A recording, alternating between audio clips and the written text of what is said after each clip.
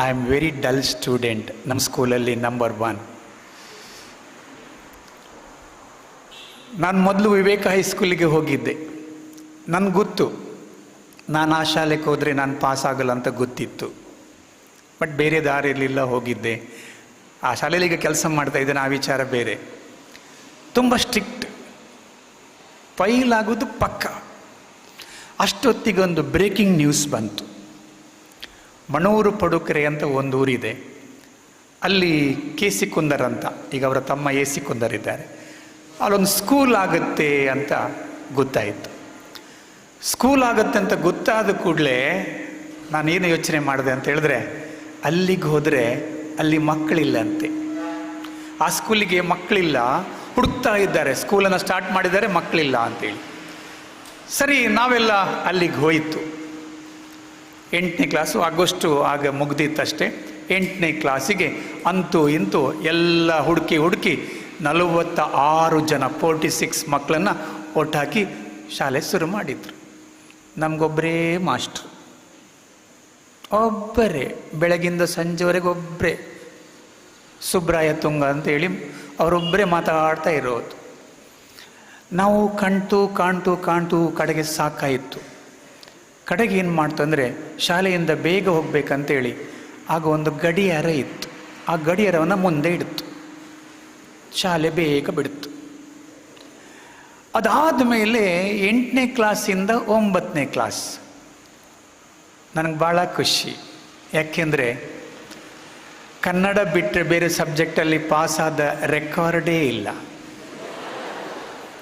ಹಾಗಾಗಿ 8ರಿಂದ 9ಗೆ ಯಾವ ಪ್ರಾಬ್ಲಮ್ಮೂ ಇಲ್ಲ. 9ಗೆ ಬಂದೆ.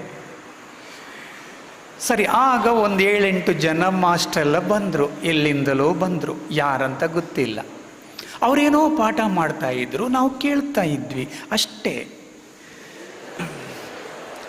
ಆಮೇಲೆ ಈಗ 9ರಿಂದ 10ಗೆ ಬೇರೆ ಜನ ಇಲ್ಲ, ಹೊರಗಿನವ್ರು ಯಾರೂ ಬರಲಿಲ್ಲ.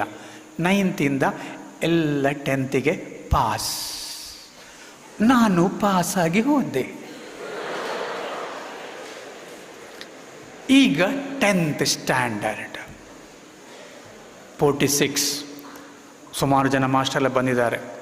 ಒಬ್ಬರು ಮಾಸ್ಟರ್ ಬಂದರು, ನೋಡಿ childrens, SLC first batch, be careful. ಬಂದ ಮಾಸ್ಟರ್ ಇದೇ ಡೈಲಾಗ್, ನೋಡ್ರಪ್ಪ, SLC ಫಸ್ಟ್ ಬ್ಯಾಚ್, ಈ ಸ್ಕೂಲಿನ ಮಾನ ಮರ್ಯಾದೆ ಪ್ರಶ್ನೆ. ನಮಗೆ ಅದರ ಅರ್ಥವೇ ಅಂತ ಗೊತ್ತಿಲ್ಲ, ಮಾನ ಮರ್ಯಾದೆ ಅಂತ.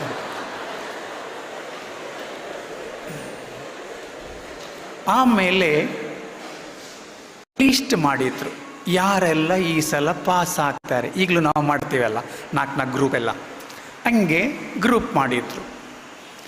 ಅದರಲ್ಲಿ ನನ್ನ ಹೆಸರೇ ಇಲ್ಲ. ಭಾಸ್ಕರ್ ಕಾಮತ್ ನನ್ನನ್ನು ನಿಲ್ಲಿಸಿ ಕೇಳಿದರು, ನರೇಂದ್ರ, ನೀನು ಪಾಸಾದರೆ ಪವಾಡ ಅಂತ ಹೇಳಿದರು. ಅದು ಹುಡುಗಿಯರ ಮುಂದೆ. ಪವಾಡನೋ ಪಕೋಡನೋ ಒಂದು ಕೈ ನೋಡುವಲ್ಲ. ನನಗೆ ಸಿಟ್ಟು ಬಂತು, ತುಂಬ ಅವಮಾನ ಆಯಿತು. ನಾನು ಬೈದ್ಬಿಟ್ಟೆ, ಓಪನ್ನಾಗಿ ಬೈದೆ. ಈಗ ನಿಮಗೆ ಸರು ಮೇಡಮ್ ಎಲ್ಲ ಬೈದರೆ ನೀವು ವಾಪಸ್ ಬೈಯಲ್ವಾ? ಯಾರಾದರೂ ಮೇಡಮ್, ಪ್ರಿನ್ಸಿಪಾಲ್ ನಿಮಗೆ ಬೈದರೆ ನೀವು ವಾಪಸ್ ಬೈಯಲ್ಲ ಅಂದರೆ ನಿಮ್ಮ ಆರೋಗ್ಯ ಸರಿ ಇಲ್ಲ ಅರ್ಥಂತ.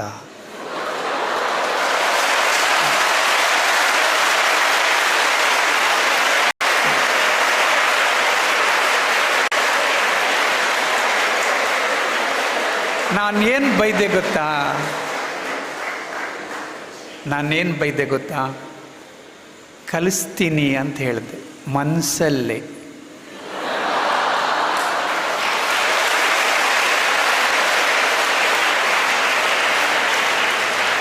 ಶುರುವಾಯ್ತು ನೋಡಿ. ಈಗ ನಾನು ಹೇಳಿದ್ದೇನೆ, ಸರ್ಗೆ ಚಾಲೆಂಜ್ ಹಾಕಿದ್ದೇನೆ, ನಂದೀಗ ಹಠ, ಪಾಸಿಟಿವ್ ಹಠ, ಕಲಿಸ್ತೇನೆ ಅಂತೇಳಿ. ನಾನು ಪಾಸಾಗಲೇಬೇಕಲ್ಲ. ಈಗ ನನಗೆ ಹಿಂದಿಯಲ್ಲಿ ಏನು ಗೊತ್ತಿಲ್ಲ, ಗೊತ್ತು, ಕಡಕ್ಕೆಲ್ಲ ಗೊತ್ತಾಯಿತು. ಜಬ್ ತಕ್ ತಬ್ ತಕ್, ಜಬ್ ತಕ್ ಬಂದರೆ ತಬ್ ತಕ್ ಬಂದೇ ಬರುತ್ತೆ. ಅಲ್ವಾ? ಆಮೇಲೆ ಕಿಸ್ನೆ ಕಹ, ಕಿಸ್ಕೋ ಕಹ, ಕ್ಯಾ ಕ್ಯಾ ಕಹ, ಇದೆಲ್ಲ ಕಲಿತೆ. ಆಮೇಲೆ ಒಂದು ಹಿಂದಿಯಲ್ಲಿ ಪದ್ಯ ಇತ್ತು, ಬಾರು ಬಾರು ಆತಿಯೇ ಮುಜುಕೋ ಮಧುರಯಾದು ಬಚ್ಪನ್ ತೇರಿ, ಬರ್ದು ಬರ್ದು ಬರ್ದು ಕಲಿತೆ. ಹಿಂದಿ ಓಕೆನಾ? ಇನ್ನು ಇಂಗ್ಲೀಷಿಗೆ ABCD ಗೊತ್ತು. ಆಮೇಲೆ ಗೊತ್ತಾಯಿತು not only but also. Not only ಬಂದಾಗ ಬಟ್ ಆಲ್ಸೋ ಹಾಕಲೇಬೇಕು, 1 ಮಾರ್ಕ್ ಬರುತ್ತೆ ಸರ್, ಅದು ಗೊತ್ತಾಯಿತು. ಆಮೇಲೆ ಹ್ಯಾಸ್ ಮತ್ತು ಲೈಕ್ ಬಂದರೆ ಸಿಮಿಲಿ ಅಂತ ಗೊತ್ತಾಯಿತು.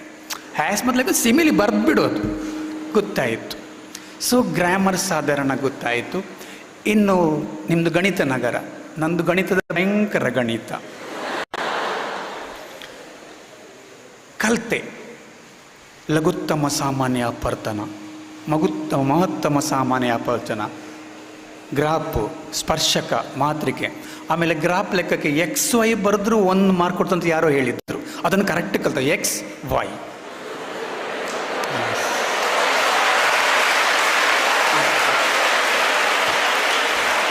ಎಸ್. ರಿಸಲ್ಟ್ ಬಂತು. ಅಂತೂ ಇಂತೂ ನಮ್ಮದು ಎಕ್ಸಾಮ್ ಹೇಗಂದರೆ, ಬೆಳಿಗ್ಗೆ ಒಂದು ಪಾಠ ಫಸ್ಟು, ಮಧ್ಯಾಹ್ನ ಸೆಕೆಂಡ್. ಪೇಪರ್ ತಗೊಳ್ಳದೆ ಗ್ರೇಟ್ನೆಸ್. ಎಲ್ಲಿಯಾದರೂ ಮಾಸ್ಟ್ರು ಸೂಪರ್ವೈಸರ್ ನನ್ನ ಹತ್ರ ಇದ್ದಾರೆ, ನಂದು ಪೇಪರ್ ಲಾಸ್ಟ್ ಖಾಲಿ ಆಯಿತು, ನಾವು ಕೇಳೋಲ್ಲ, ಈ ಸೂಪರ್ವೈಸರ್ ಆಚೆ ಹೋಗ್ಬೇಕು, ಸರ್ ಪೇಪರ್.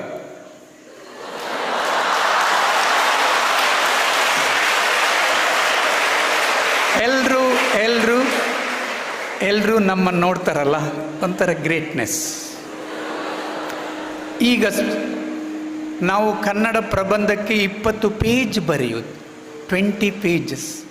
ನೀವು ಇಡೀ ಎಕ್ಸಾಮ್ ಬರೆಯೋದು 14 ಪೇಜಸ್. ಅದು ಹೆಂಗೆ ಬರ್ತಿದ್ದು ನಮ್ಗೆ ಗೊತ್ತಿಲ್ಲ. ಅಂತೂ ರಿಸಲ್ಟ್ ಬಂತು. 46 ಜನರಲ್ಲಿ 6 ಜನ ಪಾಸ್. ಕತೆ ಮುಗಿಲ್ಲ, ಪಿಕ್ಚರ್ ಬಿ ಬಾಕಿ. ಆ 6 ಜನರಲ್ಲಿ ನಾನು ಒಬ್ಬ.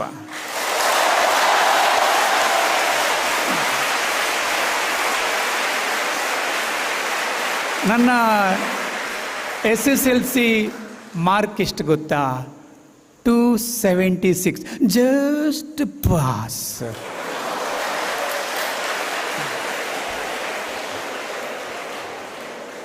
ನಾನು ಆಮೇಲೆ ನನ್ನ ಫ್ರೆಂಡ್ಸ್ ಹೇಳಿದಾಗ ಎಷ್ಟು ಹೇಳಬೇಕು? ಫ್ರೆಂಡ್ಸ್.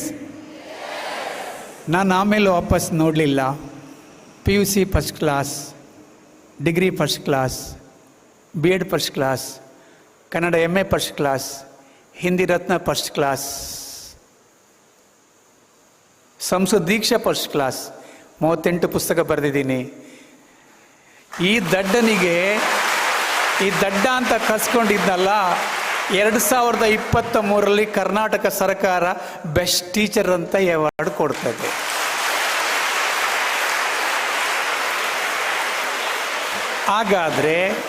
ಹಾಗಾದರೆ ಜಗತ್ತಲ್ಲಿ ದಡ್ಡರಂತ ಯಾರಾದರೂ ಇದ್ದಾರಾ? ನೀವು ಅಂದ್ಕೊಳ್ಳೋದಂದರೆ NLP, ನ್ಯೂರೋ ಲಿಂಗ್ವಿಸ್ಟಿಕ್ ಪ್ರೋಗ್ರಾಮ್. ನಾವೇನು ಅಂದ್ಕೊಳ್ತೇವೋ ಹಾಗೆ ಈ ಮನಸ್ಸೆಲ್ಲ ಕೆಲಸ ಮಾಡ್ತಾ ಹೋಗುತ್ತದೆ ಅಲ್ವಾ?